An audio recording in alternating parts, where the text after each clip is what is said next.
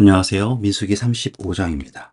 여호와께서 여리고 맞은편 요단강과 모압 평지에서 모세에게 말씀하여 이르시되, 여기서 보셔야 될 거는 이제 여리고 맞은편 모압 평지, 요거가 중요한 겁니다. 강만 건너면 돼요. 이스라엘 자손에게 명령하여 그들이 받은 기업에서, 자, 받은 기업이라는 거죠. 아직 받지 않았죠. 하지만 받았다라는 것이 너무나 분명한 겁니다. 받은 기업에서 레위인에게 거주할 성읍들을 주게 하고, 너희는 또 그 성읍들을 두르고 있는 초장을 레위인에게 주어서, 그러니까 성읍과 그 두르고 있는 초장을 줘야 되는데요. 성읍은 그들의 거처가 되게 하고, 초장은 그들의 재산인 가축과 짐승들을 둘 곳이 되게 할 것이라. 너희가 레위인에게 줄 성읍들의 들은 성벽에서부터 밖으로, 그러니까 성벽을 기준으로 밖으로 1000규빗이에요. 여러분, 이 1규빗이라고 하는 걸 알려면요, 이렇게 외우시면 돼요. 4, 5, 6.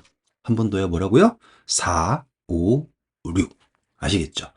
1규빗은 어떠냐? 그러면 45.6cm. 이렇게 생각하시면 돼요. 그러니까 1000규빗은 뭐예요? 여기다가 공 3개 더 붙이면 되겠죠? 그러면 약 456m라고 생각하시면 되겠죠. 그쵸? 그러니까 한 500m인데 일단 외우기 쉽잖아요. 456, 456 외우시면 됩니다. 성을 중앙에 두고, 그러니까 1000규빗은 헷갈리지 않게 적어드릴게요.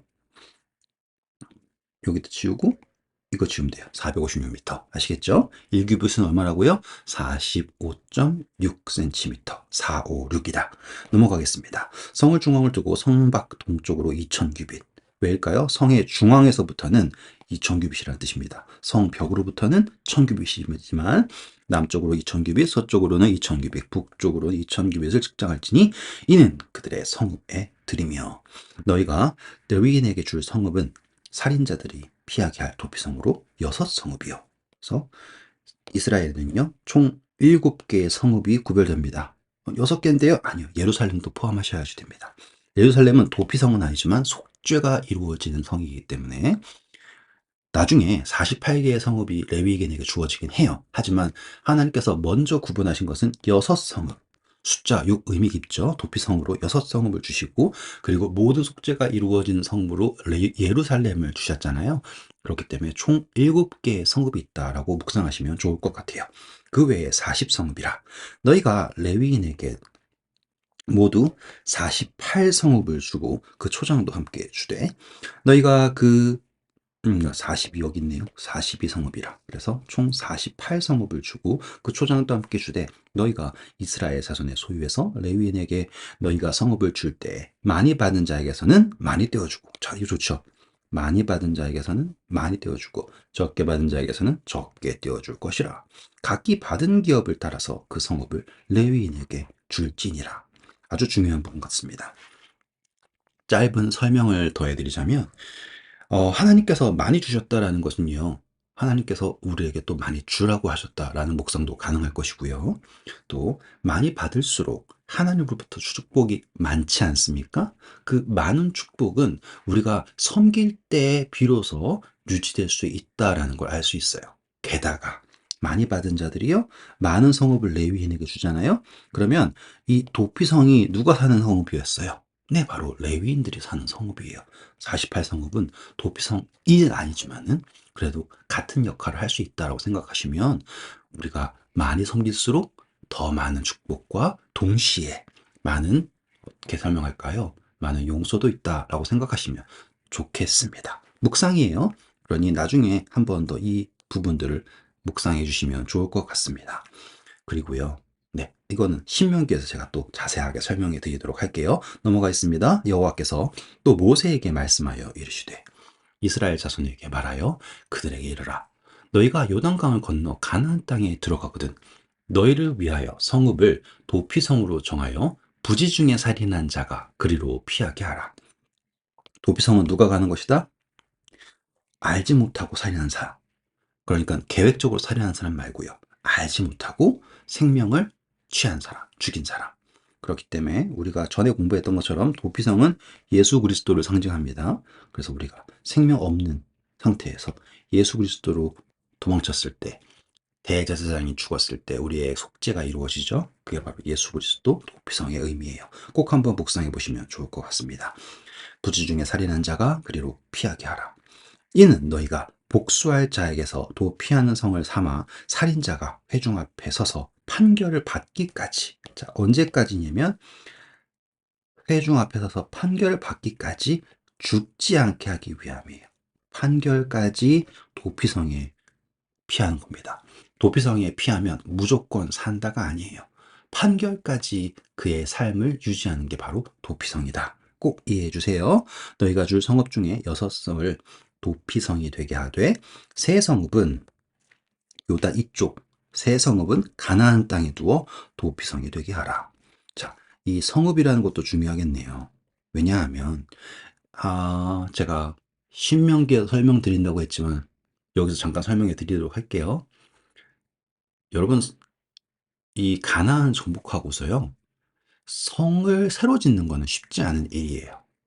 그리고 어떠한 지역에 성이 있다라고 하는 것은요, 그 지역이 교통적으로 요지이거나 전략적으로 중요한 곳입니다. 성읍이 있다라는 것은 그런 것을 말해요. 그래서 새로운 곳에 성읍을 세우는 것이 아니라 기존에 있던 성읍을 그중에서 좋은 지역을 준다라는 것은요, 어, 많은 희생이 필요한 거죠. 그렇죠? 그리고 성경을 보시면 이 도피성으로는요, 길이 연결됩니다. 그렇다라는 건 이 정복지 중에서 가장 좋은 성읍들이 도피성이 된다라는 이야기예요. 그러면 여러분 묵상에서 내가 정말 가장 좋은 것을 하나님을 위해서 구별하는가? 그래, 나는 구별할 수 있지만 내가 드린 가장 좋은 것을 왜 저 사람들이 가져야 되지? 라고 하는 생각이 들 수 있겠죠. 네, 그런 것들을 염두하시면서 보시면 좋을 것 같아요. 자, 여기 다시 돌아와서요. 요단강을 기준으로 양쪽에 세 성읍씩 이렇게 도피성이 되게 합니다. 이 6성읍은 이스라엘 자손과 타국인과 이스라엘 중에 거류하는 자의 도피성이 되리니, 그러니 이 도피성은 이스라엘 백성들만을 위한 것이 아니라 타국인, 거류민에게까지 다 포함되는 거예요. 이런 것을 봤을 때 바울이 어떻게 복음이, 예수 그리스도의 구속이 모든 사람을 위한 것이다, 모든 이방인에게도 허락된 복음이다 라고 하는 것을 깨닫게 되었는지, 이러한 부분들을 통해서 알 수 있다라는 것도 생각하시면 좋습니다. 부지 중에 살인한 모든 자가 그리로 도피할 수 있으리라. 만일 철 연장으로 사람을 쳐 죽이면 그는 살인자니 그 살인자는 반드시 죽일 것이요. 그러니까 자기가 일부러 연장을 만들어서 죽인 거잖아요. 그렇죠? 그러니까 계획적인 살인입니다. 만일 사람을 죽일 만한 돌을 손에 들고 사람을 쳐 죽이면 이는 살인한 자니 그 살인자는 반드시 죽일 것이며, 그러니까 돌이든 철이든 자기가 의도를 가지고 죽인 것은 살인이다라고 설명하는 거예요. 만일 사람을 죽일 만한 나무 연장을 손에 들고 사람을 쳐 죽이면 그는 살인자니 그 살인한 자를 반드시 죽일 것이니라. 그 다음 보세요. 피를 보복하는 자는 그 살인한 자를 자신이 죽일 것이니 그를 만나면 죽일 것이요. 그러니 복수가 가능하다라는 이야기를 하고 있네요. 만나면 죽일 것이, 여러분 이렇게 생각하면, 그래? 그러면 아버지의 원수 이러면서 복수를 하라는 건가? 라고 한 착각을 하실 수 있을 텐데요. 그것과는 다른 의미예요. 자, 한번 더 살펴볼게요. 만일 미워하는 까닭에 밀쳐 죽이거나 기회를 엿보아 무엇을 던져 죽이거나 악의를 가지고, 자, 이게 중요한 거예요. 악의입니다. 악의. 악의를 가지고 손으로 쳐 죽이면 그 친자는 반드시 죽일 것이니 이는 살인하였습니다.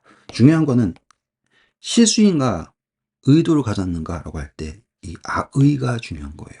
그렇다는 것이 악의는 어떻게 심판할 수 있을까요? 라고 하는 게 바로 마지막 심판이라는 겁니다.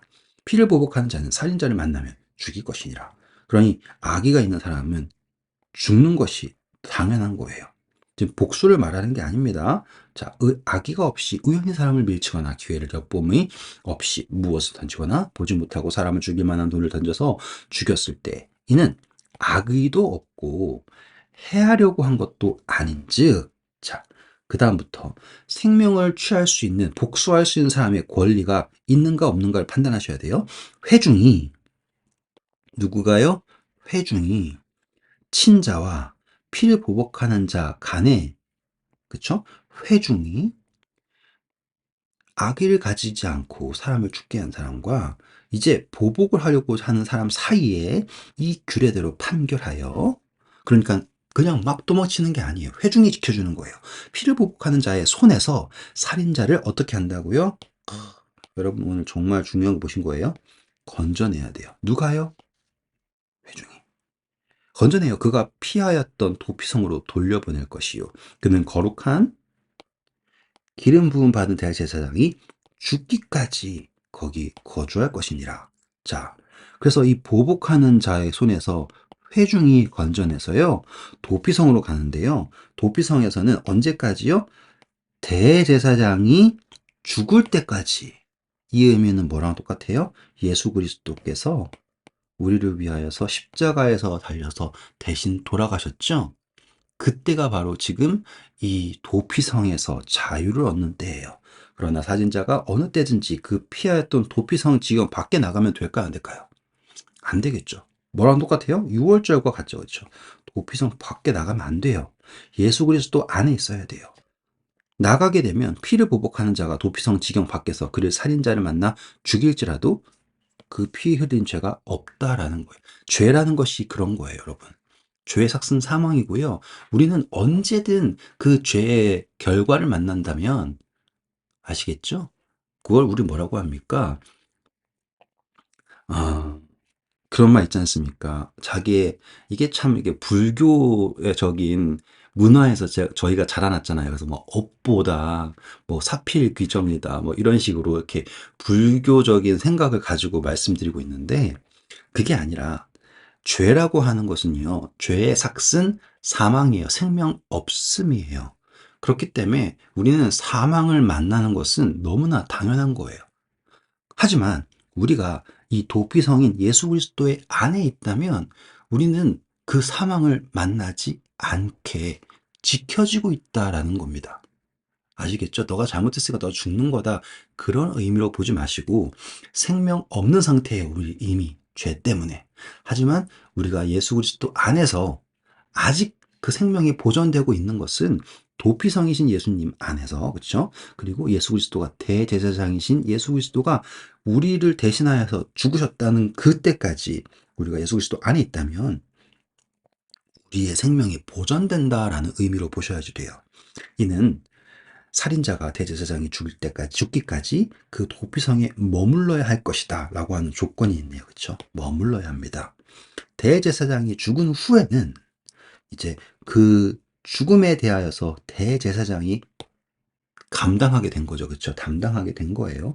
그 살인자가 자기 소유 땅으로 돌아갈 수 있느니라. 이 묵상을 통해서 우리는 예수 그리스도의 십자가가 무엇을 말하는지를 알게 된 거예요. 이는 너희의 대대로 거주하는 곳에서 판결하는 규례라. 다시 말씀드리지만 우리는 불교적인 혹은 유교적인 표현으로서 이 죄를 대신한다라고 이해하지 마시고요. 이미 죄가 시작되는 그 순간 우리는 죽음에 놓여 있는 거예요. 하지만 도피성, 예수 그리스도 안에서 생명이 보존되어 있고 우리의 의도가 판단이 될 텐데요. 그때 그 의도가 판단이 되더라도 우리가 자유를 얻는 시점은 언제라고요? 바로 대제사장이신 예수 그리스도께서 우리를 위해서 돌아가신 후에 비로소 우리는 본래의 소유주로 돌아갈 수 있다라고 하는 의미입니다. 사람을 죽인 모든 자, 곧 살인한 자는 증인들의 말을 따라서 죽일 것이나 한 증인의 증거만 따라서 죽이지 말 것이요. 한 명으로 안 돼요. 고의로 살인죄를 범한 살인자는 생명의 속전을 받지 말고 반드시 죽여야 됩니다. 고의는 절대로 안 돼요. 또 도피성에 피한 자는 대제사장이 죽기 전에는 속전을 받고 그 땅에 돌아가 거주하게 하지 말 것이냐. 제가 말씀드렸죠. 아무리 고의가 없었더라도 살인한 사람은요, 대제사장이 죽을 때까지는 도피성에 있어야지 돼요. 그제서야 돌아갈 수 있습니다. 너희는 너희가 거주하는 땅을 더럽히지 말라. 피는 땅을 더럽히느니 피 흘림을 받은 땅은 그 피를 흘리게 한 자의 피가 아니면 속함을 받을 수 없느니라. 그러니 피가 피로 속함 받는다. 그런데 그 사람이 죽지 않으면 누군가의 피가 흘러야겠죠. 그게 누구예요? 바로 대제사장. 그래서 대제사장의 피는 모든 죄를 속할 수 있다라고 하는 논리가 도피성에서 나타나는 것입니다. 너희는 너희가 거주하는 땅, 곧 내가 거주하는 땅을 더럽히지 말라. 나 여호와는 이스라엘 자손 중에 있습니다. 저 이 말이 너무 좋아요. 왜 거룩해야 되는가? 하나님이 계신다. 그것을 우리가 인지하고 있기 때문에 그 땅을 거룩하게 보존해야 된다라고 하는 사명이 우리에게 주어진 것입니다. 네, 오늘도 수고하셨고요. 여러분 도피성에 관한 것 꼭 한번 묵상해 보세요. 우리는 언제까지 예수 그리스도 안에 있어야 하는가? 매우 중요하겠죠? 네, 좋은 하루 되시길 바랍니다. 감사합니다.